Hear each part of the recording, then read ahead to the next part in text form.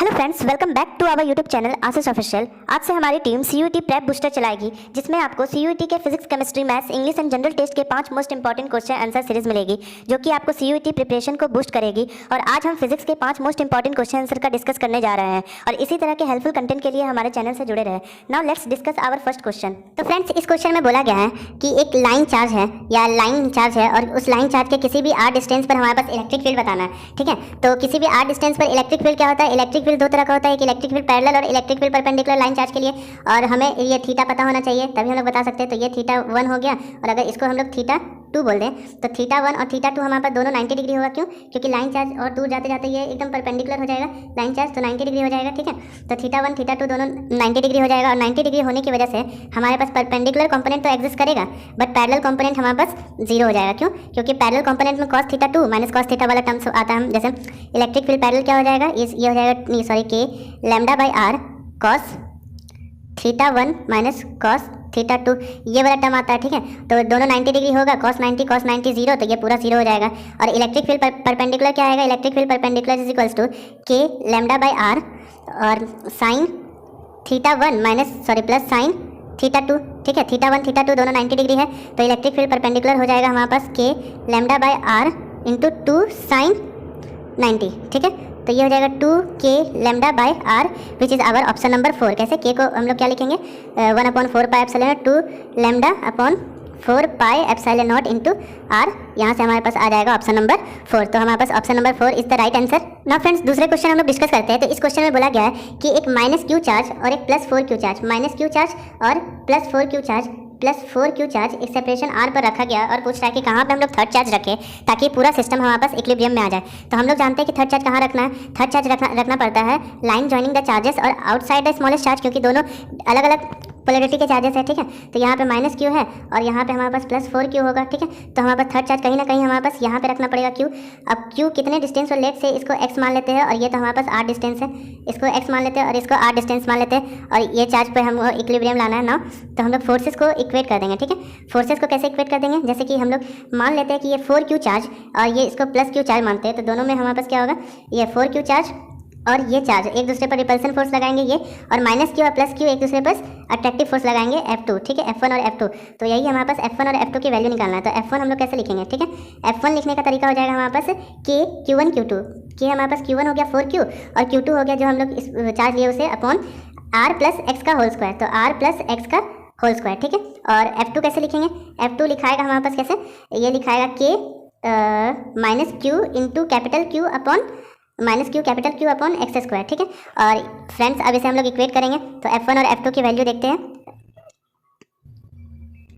एक मिनट।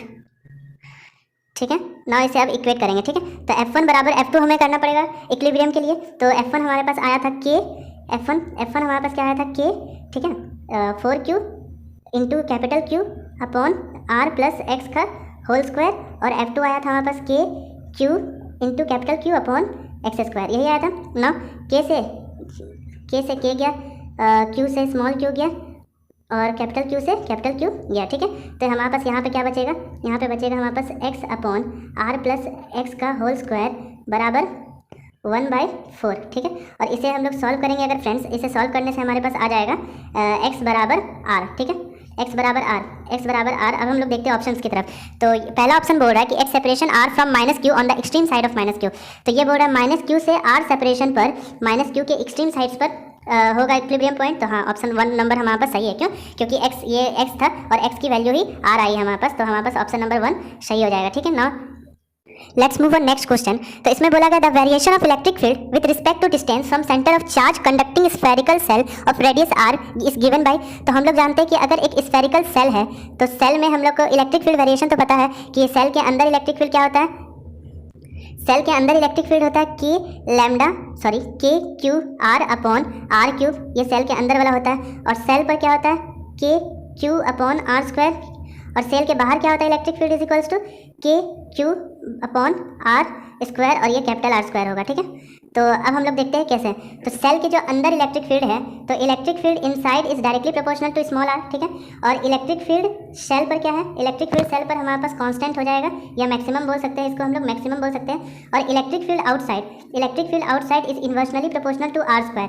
अब इससे हम लोग देखते हैं मिलता जुलता ग्राफ कौन सा है, ठीक है। तो पहला ग्राफ तो बोल रहा है कि इलेक्ट्रिक फील्ड सेंटर पर कुछ होगा नहीं, इलेक्ट्रिक फील्ड सेंटर पर तो जीरो होगा, ये ग्राफ तो पॉसिबल नहीं है, ठीक है। दूसरा ग्राफ बोल रहा है कि सेंटर से आर डिस्टेंस तक तो इलेक्ट्रिक फील्ड होगा ही नहीं, तो ये भी ग्राफ नहीं है, आर डिस्टेंस तक इलेक्ट्रिक फील्ड डायरेक्टली प्रोपोर्शनल होगा, ठीक है। तीसरा हमारे पास ग्राफ क्या है कि ये बोल रहा है कि आर डिस्टेंस तक इलेक्ट्रिक फील्ड डायरेक्टली प्रोपोर्शनल, या इन साइड में इलेक्ट्रिक फील्ड डायरेक्टली प्रोपोर्शनल और आर बराबर आर पर मैक्सिमम, और फिर 1/r स्क्वायर। तो हाँ, ऑप्शन 3 हमारे पास राइट ऑप्शन हो गया, ठीक है। इसी तरह से option number 3 is the right option. Friends, अब हम लोग नेक्स्ट क्वेश्चन देखते हैं। इसमें बोला गया एक पैरेलल प्लेट कैपेसिटर जिसका क्रॉस सेक्शन एरिया ए है and separated by distance d filled by copper plate of thickness b, it's capacitance is. तो ये एक पैरेलल प्लेट कैपेसिटर है, ठीक है, एक पैरेलल प्लेट कैपेसिटर है और दोनों के बीच का डिस्टेंस d है और क्रॉस सेक्शन एरिया a है, और हमारे पास एक डाइलेक्ट्रिक फील्ड कर दिया गया है, डाइलेक्ट्रिक फील्ड कर गया जिसका थिकनेस हमारे पास b है, ठीक है ना। तो इफेक्टिव कैपेसिटेंस हम लोग कैसे निकालते हैं, तो हम लोग जानते हैं capacitance is equals to epsilon naught a by d होता है, ठीक है, अगर एयर भरा हुआ तो। और इफेक्टिव कैपेसिटेंस कैसे निकालेंगे, capacitance effective is equals to क्या निकलते हैं, तो एप्सिलॉन नॉट